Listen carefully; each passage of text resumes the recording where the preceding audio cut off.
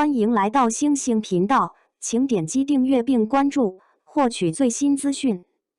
白鹿黑白波点套装搭配礼帽，气质温婉。这组由白鹿工作室试出的写真，整体完成度相当高，属于风格统一但不单调的典型案例。黑白波点套装搭配礼帽，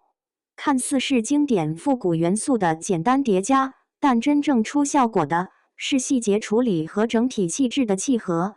首先，这套造型的核心在于克制的复古。黑白波点本身就带有强烈的年代感，很容易一不小心就显得过于戏剧化或刻意。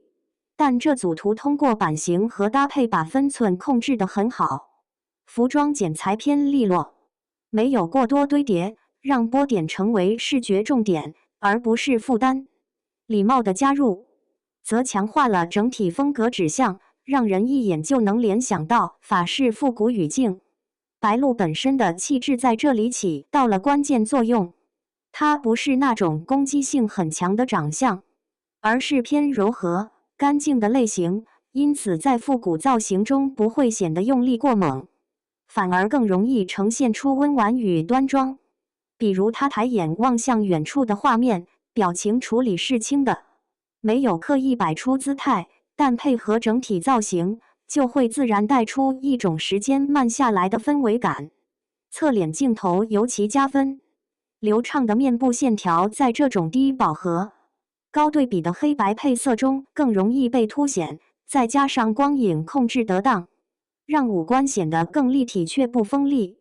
这样的处理方式其实比正面墙表现更高级，它不依赖情绪张力，而是靠结构与氛围取胜。它歪头浅笑的几张，则是另一种方向的表达。复古风很容易走向端着，但这里通过一个轻微的表情变化，把画面拉回到更有亲和力的状态。妆容也配合得很到位，干净细腻，没有过重的色彩堆叠，让重点始终停留在整体气质，而不是某一个局部。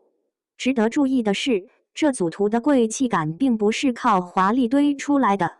而是来自统一的视觉语言。黑白配色本身就具备一种经典属性，再加上波点这种略带俏皮的元素，让画面在优雅之中保留了一点灵动。这种不过分严肃的处理，让复古不显老气，反而更接近现代审美。侧身而立的画面则把身形比例和服装结构展现得更完整。黑白对比在这里不仅是装饰，还起到了分割视觉的作用，让整体更有层次。与此同时，姿态并没有刻意拉满，而是偏自然放松。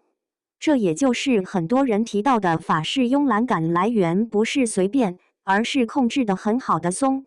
整组写真最成功的一点在于它没有依赖复杂场景或强烈叙事，而是通过人物本身加造型加光影，构建出一个相对纯粹的审美空间。不同角度的切换远景、半身、特写，让同一套造型呈现出多种情绪：安静的、灵动的、略带距离感的，但始终在同一个风格框架内。简单来说，这不是一组靠新奇取胜的照片，而是靠稳定的审美和细节完成度打动人。对白鹿来说，这样的造型也进一步强化了她在观众心中的气质标签：温柔、克制、有亲和力，但又不失一定的精致感。